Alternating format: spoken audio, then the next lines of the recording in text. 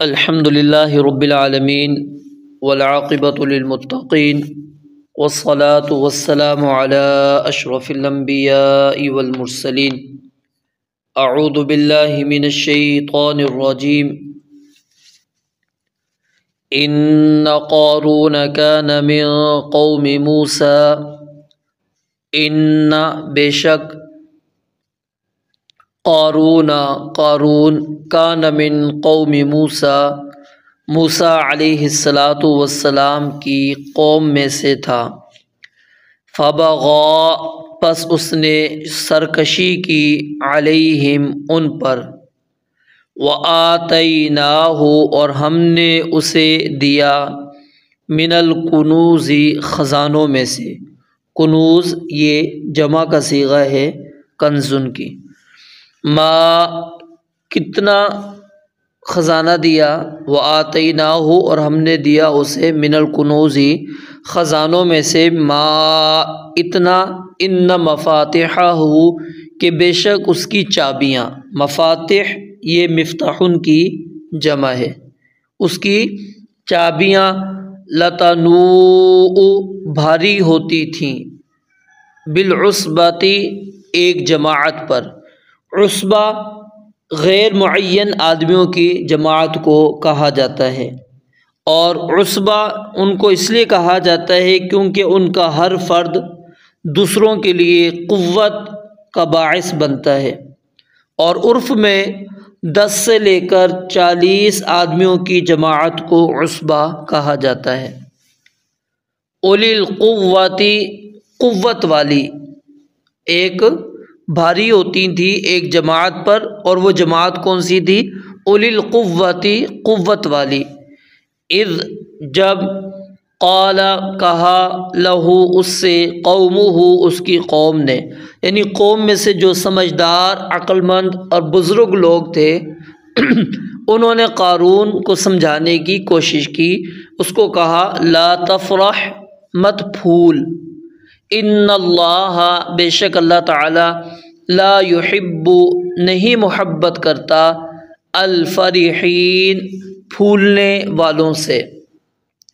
وابتغی اور تلاش کر، فیما اس میں جو، آتاک اللہ اللہ تعالی نے تجھے دیا ہے، الدار الآخرۃ آخرت کا گھر، ولا تنس اور مت بھول، نصیبک اپنا حصہ، من الدنیا دنیا میں سے، واحسن اور احسان کر، کما جیسے، احسن اللہ اللہ تعالی نے احسان کیا، الیک تجھ پر، ولا تبغی اور مت تلاش کر، الفساد فساد، فی الارض زمین میں، ان اللہ بے شک اللہ تعالی، لا یحب نہیں محبت کرتا، المفسدین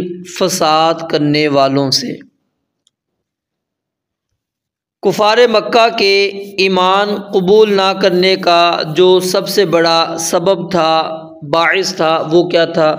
دنیاوی مال اور دنیاوی مفادات۔ وہ دنیاوی مفادات کی وجہ سے ایمان قبول نہیں کر رہے تھے، اور اس کا اظہار ہم نے پیچھے اسی صورت کے اندر آیت نمبر 57 میں پڑھا کہ انہوں نے کہا تھا ان نتبع الہدی معک نتخطف من ارضنا، کہ اگر ہم ہدایت کی پیروی کر لیں اور ہدایت میں تیرے ساتھی بن جائیں تو کیا ہوگا؟ ہمیں اپنی زمین سے ہی اچک لیا جائے گا، ہمیں بہت زیادہ نقصانات ہوں گے۔ تو بہرحال کفار مکہ نے ایمان صرف اس لیے قبول نہیں کیا، ان کے پاس دنیاوی مال اور دنیاوی مفادات تھے، جس کی وجہ سے انہوں نے سمجھا کہ جو آج ہم چودھری بنے ہوئے ہیں، سیٹھ بنے ہوئے ہیں، سرمایہ دار ہیں، ہماری تجارت چل رہی ہے، تو کہیں ایسا نہ ہو کہ ایمان قبول کرنے کے بعد ہم سے وہ ساری کی ساری چھن جائے۔ لیکن اللہ تعالیٰ نے انہیں کئی طرح سے سمجھانے کی کوشش کی، کہا کہ دیکھو تم جس وادی کے اندر، جس علاقے کے اندر رہتے ہو، یہ وادی غیر ذی زرع، یہاں کاشتکاری نہیں ہوتی، لیکن اللہ تعالیٰ نے تمہیں حرم کی بدولت تمہیں نعمتیں دی ہیں۔ یجبا الیہ ثمرات کل شیء رزقا من لدنا، ہر طرح کی نعمت تمہارے پاس آ رہی ہے۔ اور پھر اللہ تعالیٰ نے ان لوگوں کا بھی تذکرہ کر کے سمجھایا جو اپنی معیشت پر تکبر کیا کرتے تھے کہ ان قوموں کو دیکھ لو، ہم نے ان کو ہلاک کر دیا۔ پھر اسی طرح اللہ رب العالمین نے دنیا کے اندر انسان کو جو کچھ ملتا ہے اس کی حقیقت کو بیان کیا کہ یہ صرف دنیا کی زندگی کا سامان ہے، دنیا کی زیب و زینت ہے، اس کے سوا یہ کچھ بھی نہیں ہے، یہ دھوکے کا سامان ہے۔ اور پھر آخرت کے بارے میں اللہ تعالیٰ نے بیان کیا کہ آخرت کی جو چیزیں ہیں وہ ابقا، وہ زیادہ باقی رہنے والی ہے، وہ بہتر ہیں۔ اور پھر اسی طرح درمیان کے اندر اللہ تعالیٰ نے جو کفار کا، مشرکین کا حال قیامت کے دن ہونا ہے اس کا ذکر کیا، توحید کے چند دلائل ذکر کیے۔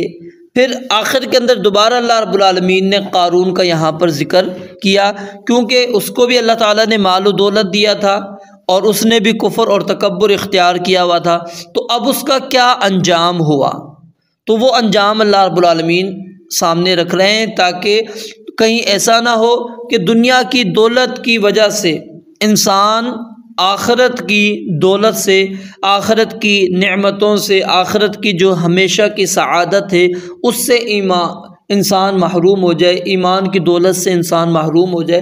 کہیں ایسا نہ ہو کہ دنیا کے مال و متاع کے پیچھے وہ ایمان کی قربانی دے دے۔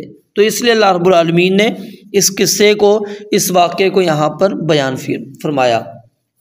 تو اللہ رب العالمین فرماتے ہیں ان قارون کان من قوم موسیٰ، یہاں پر یعنی قرآن مجید نے بالکل واضح صراحت کر دی ہے کہ قارون کا تعلق جو تھا وہ موسیٰ علیہ السلام کی قوم میں سے تھا، وہ موسیٰ علیہ السلام کی قوم میں سے تھا، لیکن فرعون کا ساتھی بنا ہوا تھا۔ جیسا کہ ظالم بادشاہوں کا یہ وتیرہ ہے کہ وہ اگر کسی قوم پر ظلم و ستم کرنا چاہتے ہیں تو اسی قوم میں سے کسی آدمی کو مال و دولت یا عہدہ اور مرتبہ دے کر اس کو اپنا اعلی کار بنا لیتے ہیں، پھر اس کے بعد اس کے ذریعے سے وہ ان کے اوپر حملے کرنا یا ان کی جڑوں کو کاٹنے کا کام وہ کرنا شروع کر دیتے ہیں، ان کی کمزوریاں اس کے ذریعے سے وہ معلوم کرنا شروع کر دیتے ہیں۔ تو قارون جو ہے وہ دراصل کیا تھا، کان من قوم موسیٰ، یعنی بنی اسرائیلیوں میں سے تھا، اس کا تعلق قبطیوں میں سے نہیں تھا۔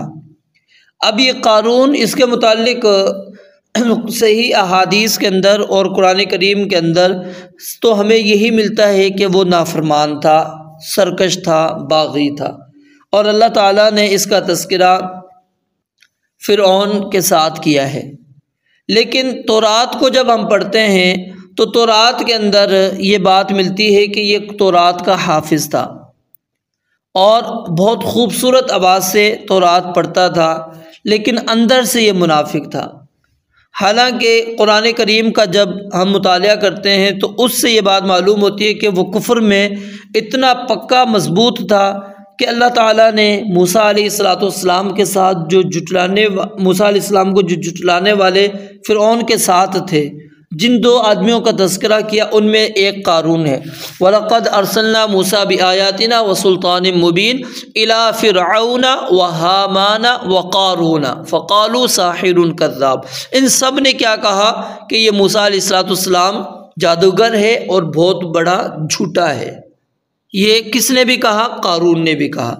تو اس لیے تورات، اس لیے دیکھیں نا، جو بات کہی جاتی ہے کہ سب سے محفوظ اگر کوئی کتاب ہے جس کی حفاظت کی ذمہ داری اللہ تعالیٰ نے لی ہے وہ قرآن کریم ہے۔ اِنَّا نَحْنُ نَزَّلْنَا الذِّكْرَ وَإِنَّا لَهُ لَحَافِظُونَ، ہم نے ہی اس ذکر کو، اس قرآن کریم کو نازل کیا، اس دین کو نازل کیا ہے اور اس کی حفاظت بھی ہم ہی کرنے والے ہیں۔ تو باقی جتنی بھی جو شریعتیں ہیں، یعنی تورات، انجیل وغیرہ، کچھ بھی ہمارے پاس اصل صورت کے اندر موجود نہیں ہیں۔ تو اس میں دیکھیں کافر کو کیا ہے، وہ بہترین شخص یہاں پر پیش کیا جا رہا ہے، اور جو انبیاء ہیں ان کو اگر آپ پڑھیں گے تورات وغیرہ کے اندر، نعوذ باللہ ان کے اوپر گھنونے الزامات ان کے اوپر لگائے جا رہے ہیں۔ تو یہ تورات کی تحریف ہونے کی سب سے بڑی واضح نص اور دلیل موجود ہے۔ تو قارون اس کا تعلق جو ہے وہ بنی اسرائیل میں سے تھا۔ اللہ فرماتے ہیں فبغى علیہم، تو اس نے ان کے اوپر سرکشی کی۔ اس سے بڑی سرکشی کیا ہوگی کہ وہ اپنی ہی قوم کے خلاف ایسے شخص کا دست و بازو بن گیا جو ان کے بیٹوں کو ذبح کرتا ہے، ان کی عورتوں کو زندہ رکھتا ہے، انہیں بدترین سزائیں دیتا ہے، وہ ان کا ساتھی بنا ہوا ہے۔ وَآتَيْنَاهُ مِنَ الْكُنُوزِ، اب یہاں پر اللہ رب العالمین نے جو اس کو مال و دولت دیا اس کا تذکرہ کر رہے ہیں۔ یہاں پر ایک بات سمجھ لیں کہ جو مال ظالموں کو ملتا ہے وہ بھی اللہ رب العالمین ہی انہیں عطا کرتا ہے، اور اللہ تعالیٰ کی حکمت کیا ہے اس میں کہ اللہ تعالیٰ ان کی آزمائش کرنا چاہتا ہے، ان پر اپنی حجت تمام کرنا چاہتا ہے، اپنی حجت کو تمام کرنا چاہتا ہے، اور ان کی آزمائش اس مال کے ذریعے سے کرنا چاہتا ہے۔ تو اللہ رب العالمین نے فرمایا وَآتَيْنَاهُ مِنَ الْكُنُوزِ۔ اب تفاسیر کے اندر جب ہم جا کے پڑھتے ہیں ان خزانوں کی عجیب و غریب تفاصیل مذکور ہیں، حالانکہ ان تفاصیل کی تصدیق کا ہمارے پاس کوئی بھی ذریعہ موجود نہیں ہے۔ یہ قرآن کریم نے جو الفاظ بیان کیے ہیں یہی اس کے خزانے کو واضح کر دیتے ہیں، کیونکہ اللہ تعالیٰ نے جمع کے صیغے الفاظ استعمال کیے، مبالغے کے الفاظ اللہ رب العالمین نے استعمال کیے ہیں، جیسے الکنوز، المفاتح، اور پھر النوء، لتنوء جو الفاظ پڑھا ہم نے، پھر العصبہ، اولی القوہ، تو یہ الفاظ ہی اس کے مال کا زیادہ ہونا اس کو ثابت کر رہے ہیں۔ تو ہمیں ان تفاصیل کے اندر نہیں جانا چاہیے، اور ان تفاصیل جن کا منبع مصدر جو ہے اسرائیلی روایات ہے اور وہ واضح طور پر ثابت نہیں ہو رہی، تو ہمیں اس جانب نہیں جانا چاہیے کہ اس کو خزانے اللہ تعالیٰ نے کیا دیے ہیں۔ فرمایا وَآتَيْنَاهُ مِنَ الْكُنُوزِ، ہم نے اس کو خزانوں میں سے عطا کیا، اور اتنے خزانے عطا کیے کہ اس خزانوں کی جو چابیاں ہیں، ظاہر خزانے کہیں نہ کہیں انہوں نے کمروں کے اندر رکھے ہوں گے، محل کے اندر رکھے ہوں گے، بڑے ہال کے اندر یا کسی بھی جگہ پر انہوں نے رکھے ہوں گے، اور ان کو وہ تالے بھی لگاتے ہوں گے۔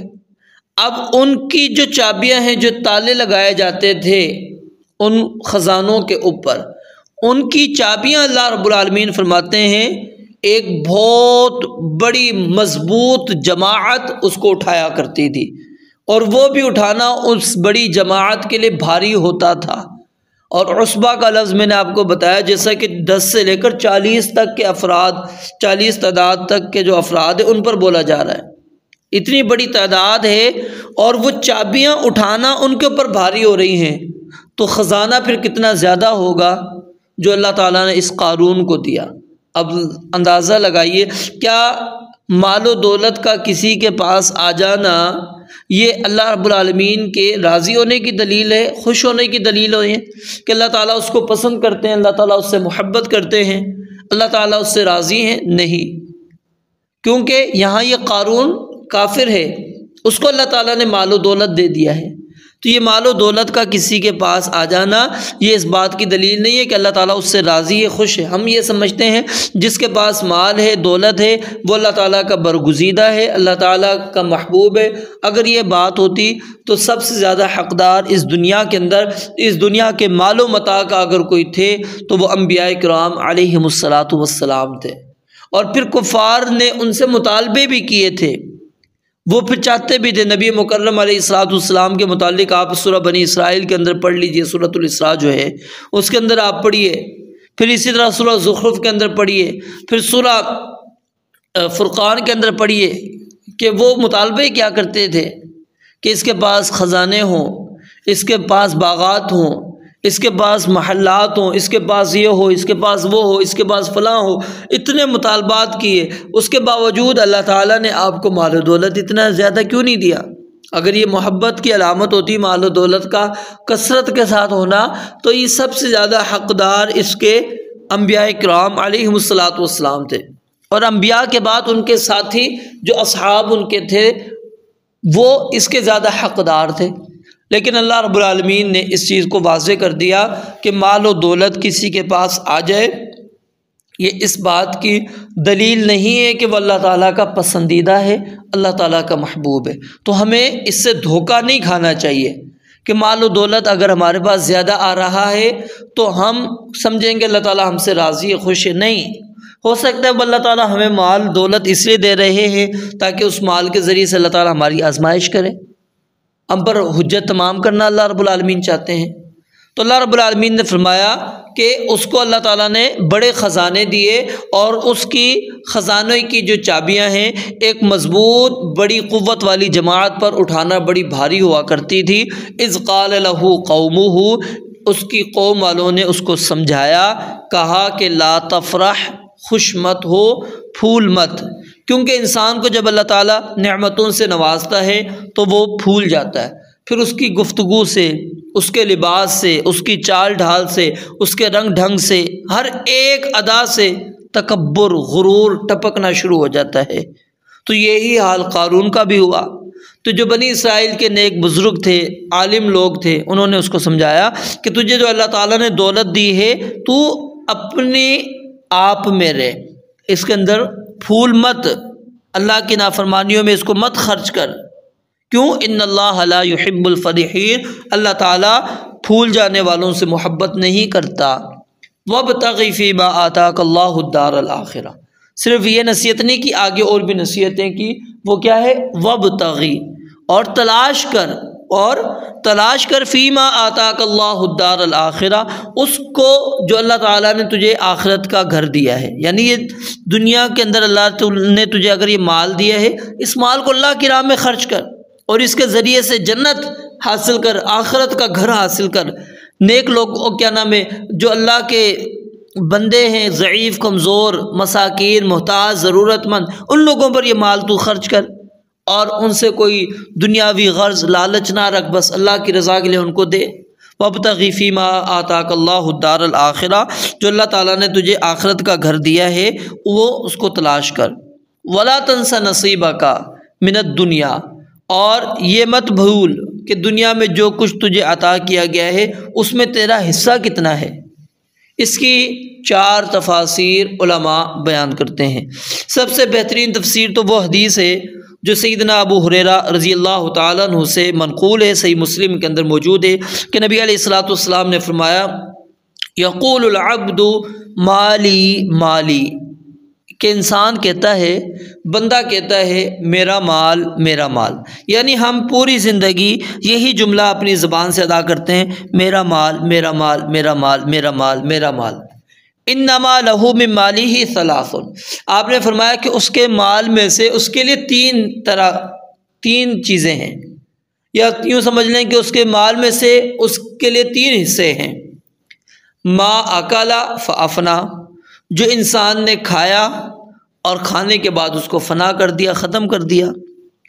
او لبسا فابلا، یا جو انسان نے پہنا پھر اس کو بوسیدہ کر دیا. او اعطا، یا اس نے وہ اللہ کی راہ کے اندر خرچ کیا، فقتنا، اس مال کو اس نے آخرت کے لیے جمع کر لیا. وما سوا ذالک فهو ذاہب وتارکہ للناس، اور جو اس کے علاوہ ہے، یعنی کھایا اور پہنا اور جو اللہ کی راہ میں دیا، اس کے علاوہ جو کچھ بھی ہے فَهُوَ ذَاهِبٌ، وہ انسان کے پاس سے جانے والا ہے. وَتَارِكُهُ لِلنَّاسِ، اور ایک وقت آئے گا کہ انسان اس دنیا سے چلا جائے گا اور دنیا میں اپنے پیچھے والوں کے لیے وہ مال اور دولت چھوڑ کے چلا جائے گا. تو یعنی انسان کے لیے حصہ کتنا ہے اس دنیا میں؟ صرف جو وہ کھا لے، جو پہن لے، یا جو آخرت کے لیے وہ جمع کر لے، بس، اور کچھ بھی نہیں. اور بعض مفسرین نے کہا کہ کسی چیز میں آدمی کا حصہ وہ نہیں ہوتا جو اس سے جدا ہو جائے، بلکہ وہ ہوتا ہے جو اس کے ساتھ رہے. تو اس کے مطابق دنیا میں سے آدمی کا حصہ کیا ہے؟ وہ نیکی ہے جو آخرت میں اس کے ساتھ جائے گی. اور بعض مفسرین نے اس کی تفسیر یہ بیان فرمائی ہے کہ دنیا میں سے آدمی کے حصے سے مراد اس کا کفن ہے، کیونکہ اس کے سوا کوئی چیز نہیں ہے جو اس کے ساتھ جاتی ہو. نصیبک مما تجمع الدہر کلہ رداء تلوی فیہما وحنوط، کہ ساری عمر جو کچھ بھی انسان تو جمع کرے گا اس میں سے تیرا حصہ کتنی ہے؟ رداء، 2 چادریں ہیں جس میں تجھے لپٹا جائے گا، بس لپیٹا جائے گا، اور مردے کو وہ جو ساتھ میں خوشبو لگائی جاتی ہے، تیسری کوئی چیز مردہ ساتھ لے کر نہیں جاتا. اور ایک تفسیر جو اکثر مفسرین نے بیان کی ہے وہ کیا ہے کہ مال کا حریص، کیونکہ بعض اوقات بخل انسان کو اس حد تک پہنچا دیتا ہے کہ وہ اپنی جان پر بھی خرچ کرنے سے گریز کرتا ہے، نہ کھاتا ہے نہ پہنتا ہے نہ اپنی دیگر ضروریات کے اندر وہ خرچ کرتا ہے، بخل سے کام لیتا ہے۔ تو یہ چاروں تفاسیر درست ہیں اور چاروں تفاسیر بن سکتی ہے۔ تو بزرگوں نے اس کو نصیحت کی کہ دنیا میں سے اپنے حصے کو مت بھول، اپنی جان پہ بھی کچھ خرچ کر لے ضرورت کے مطابق، تجھے بس یہی ملنے والا ہے، تیرا اس کے سوا کچھ بھی نہیں ہے۔ اور پھر فرمایا وَأَحْسِن كَمَا أَحْسَنَ اللَّهُ إِلَيْكَ، اور احسان کر جس طرح اللہ تعالیٰ نے تجھ پر احسان کیا، یعنی اللہ تعالیٰ نے تجھے یہ مال و دولت دیا ہے، جو تجھے شان و شوکت دی ہے، کسی بدلے کے بغیر عطا کی ہے، تو بھی اللہ کی مخلوق کے ساتھ احسان کر، ان سے کسی صلے کی خواہش کے بغیر ان کے ساتھ بہترین سلوک کر۔ اور احسان کی یہ تفسیر کیوں کی گئی ہے؟ قرآن کریم کے اندر اللہ رب العالمین نے والدین کے ساتھ احسان کرنے کا حکم دیا، فرمایا وَبِالْوَالِدَيْنِ إِحْسَانًا، کہ ماں باپ کے ساتھ والدین کے ساتھ اچھا سلوک کرو، احسان کرو۔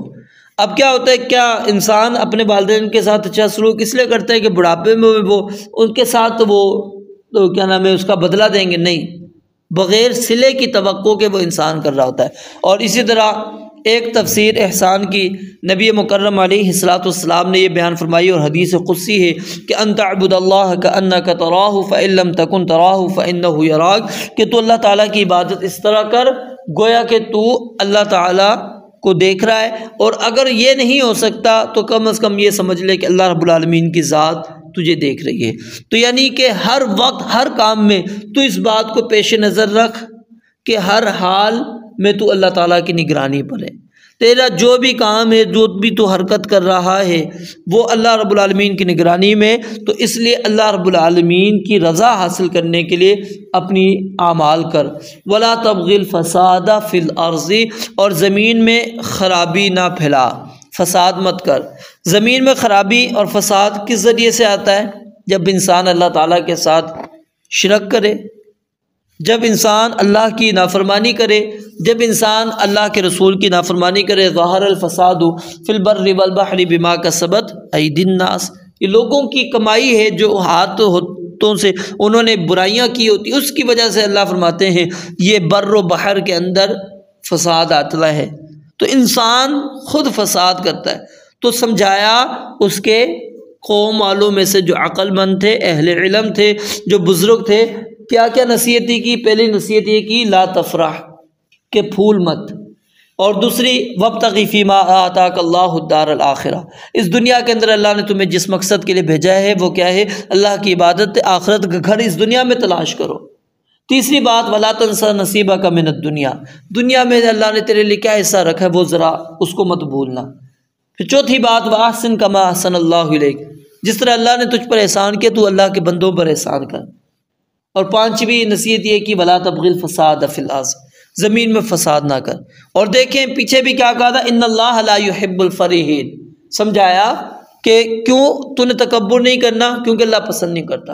اور فساد کیوں نہیں کرنا؟ فرمایا ان اللہ لا يحب المفسدین، کیونکہ اللہ تعالیٰ فساد مچانے والوں کو پسند نہیں کرتا، کہ جو اللہ تعالیٰ کی نافرمانی کرتے ہوں، اللہ تعالیٰ کی معصیت کرتے ہوں، جو شرک کرتے ہوں، ایسے لوگوں سے اللہ تعالیٰ بالکل بھی محبت نہیں کرتا۔ تو اس لیے اپنے آپ کو روک لے، باز آ جا۔ اب کیا ان نصیحتوں کا اس کی جو قوم والوں نے، علماء نے، بزرگوں نے نصیحت کی تھی، قارون کو کچھ فائدہ بھی ملا یا نہیں ملا؟ وہ اگلے درس کے اندر انشاءاللہ آپ کے سامنے رکھوں گا، اور ساتھ میں انشاءاللہ وہ بھی چیز رکھیں گے کہ جب اس کے مال و دولت کو جو اہل علم تھے انہوں نے دیکھا تو کیا کہا، جب دنیا چاہنے والوں نے دیکھا تو اس وقت بھی کیا کہا۔ پھر آگے یہ بات بھی انشاءاللہ آئے گی ساتھ میں کہ قارون کا انجام کیا ہوا، وہ بھی اللہ رب العالمین نے اسی رکوع کے اندر ذکر کیا ہے۔ انشاءاللہ اگلے دروس کے اندر وہ آپ کے سامنے بیان کروں گا۔ رب العالمین سے دعا ہے اللہ تعالیٰ سمجھنے عمل کرنے کی توفیق عطا فرمائے۔ وآخر دعوانا الحمدللہ رب العالمین۔